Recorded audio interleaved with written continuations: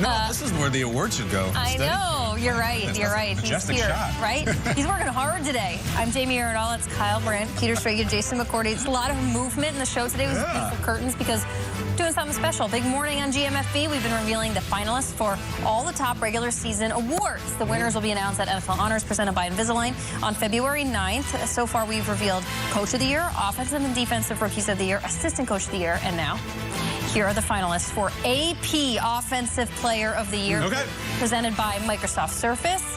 Here we go. Tyreek Hill, unbelievable season with Tua being hurt every now and then, coming off of a wide receiver year in tandem with Jalen Waddle. Fantastic year for the Dolphins. Jalen Hurts, Eagles quarterback, obviously you know his story and what he's done for this team. Justin Jefferson, some could argue he could be MVP, but Offensive Player of the Year nominee, finalist, it looks good too. And then, of course, Patrick Mahomes and everything he orchestrates with the Chiefs offense. Peter, what do we make of this list? Usually the MVP goes to someone, and the Offensive Player of the Year goes to someone else. In fact, I don't have a long history of player winning MVP and Offensive Player of the Year. So let's assume Mahomes is your MVP. Everyone's going to want to look at this guy. I'm going to this guy, Jalen Hurts. I feel like Jalen Hurts, Offensive Player of the Year, would make a lot of sense for what he did this season in the games that he played. 15-1 as a starter for the Philadelphia Eagles. That includes the playoffs. When he was on the field, they won every game except for one against Washington, and Hurts did it all. On the ground, through the air. I know that his stats are incredible, but the leadership qualities as well. As far as highlight reel, every single week you knew you were getting it. Offensive Player of the Year, I'm going Jalen Hurts. Did not play the complete season. Probably not going to be the MVP, but Offensive Player of the Year, I'll give it to him. But might be the MVP. We don't know. You know, a few of you will get this. This category is always one of the most interesting ones. Peter's getting at. It's kind of like the Intercontinental Belt. It's not the heavyweight title belt, but Bret Hart still has it, and you respect it. And I think it's going here. I think it's going to Jefferson because, remember, it doesn't matter what he did or didn't do in the playoff game. This was a prolific performer week in, week out. So many 100-yard games, so many optics, so many storylines. This Vikings team dominated the regular season. And I think if you sit down to vote and you look at these guys, the name just jumps off the ballot. And he's a likable, electric, incredible performer. I think it's going to go to Jefferson. Yeah, it's hard to deny that. We all said, oh, he could be an MVP, but this was kind of going to be the award he could possibly win. That's the way with the MVP going to a quarterback. When I'm with Peter, I'm going Jalen Hurts. I think he's had an incredible year. There was so much doubt in the offseason. Hey, between him and Tua, who's going to be the guy to rise to the occasion? Both getting a brand new receiver in A.J. Brown and Tyreek Hill, obviously, for the Dolphins. And Jalen Hurts, he's performed all season long. And I think he was at the top of the list for the MVP until he went down with the injury. So I'm going Jalen Hurts for offensive. I'll be honest. I was surprised to see this name. I don't know why. There was something about when you just think about the position. This guy, you know, biased or unbiased, just always led the position group for me. But I am also still going to go here. And I know I was banging this drum for MVP late in the season, but I think when you consider, again, total control and affect, when I looked back, not only in the numbers, but how this person affected their offense, Player of the Year offensively, I, too, am going to go Jalen. Can I throw in someone who's not on this list? I think is playing this weekend? Travis Kelce had a pretty good year this year. We're talking about Offensive Player of the Year. That's what I mean. Maybe Was there anybody unstoppable in more spots as often as Travis Kelce was when it mattered most? Maybe had his best season as a pro and did it in a season where they lost Tyreek Hill as the deep threat. I don't know if anybody is as good at their position as he is at tight end. He's just that good. But Jason, this is usually what you say. Let's talk defense. Yes. Depoy, guys, AP Defensive Player of the Year in a non-Aaron Donald year. It's like a non-Merrill year at the Oscars. Also no TJ Watt. Guys, here we go. These are the three. Nick Bosa, your classic front runner. Chris Jones of the Chiefs, underrated, still had 15.5 sacks, came strong in the back half of the year. And then Micah Parsons, who could have won it last year, won Defensive Rookie of the Year last year, and is probably the most talented defensive player in the league. These are the three absolute beasts. Jason McCourty, who should get the hardware? Obviously, the first and the third name has been the two that everybody's talked about all season long.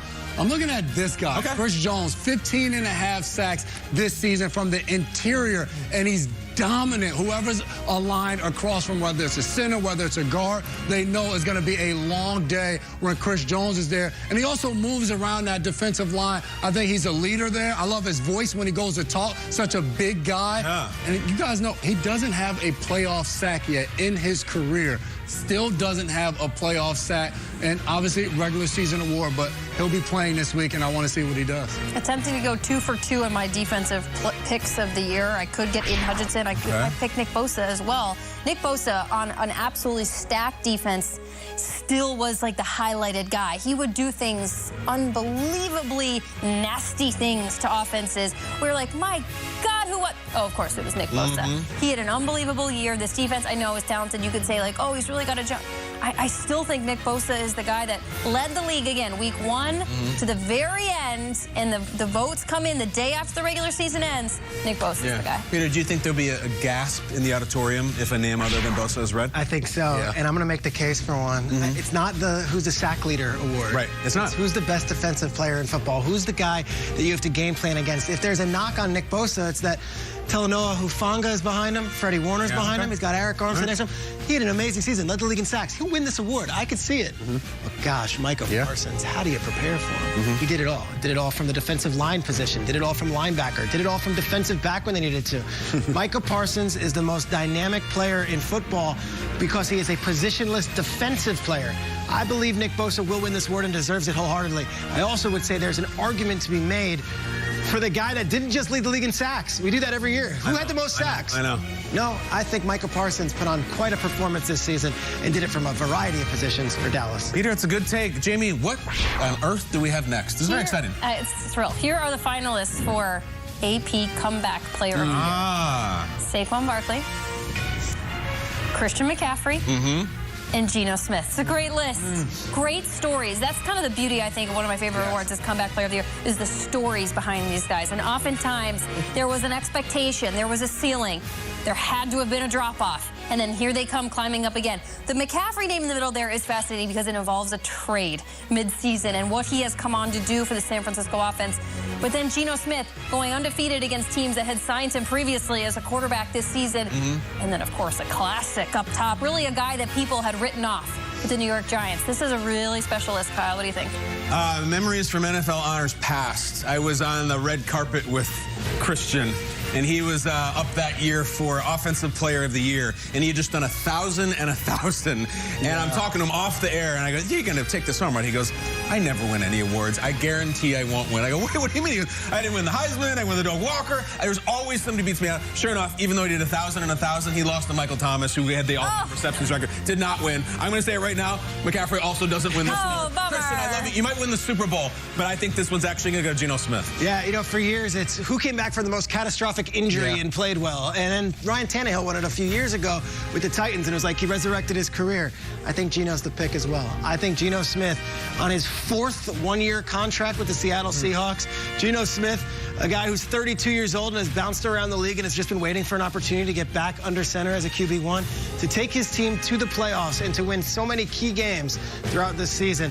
Geno Smith not only resurrected his career, but he gave a lot of different quarterbacks around the league who've been waiting their opportunity, waiting for a chance to shine. Some hope that that could be them too. It's the whole Geno Smith experience. In August, during training camp, it was Drew Lock, Geno Smith. Drew Lock gets COVID. Geno Smith has to start a preseason game just because the other guy has COVID.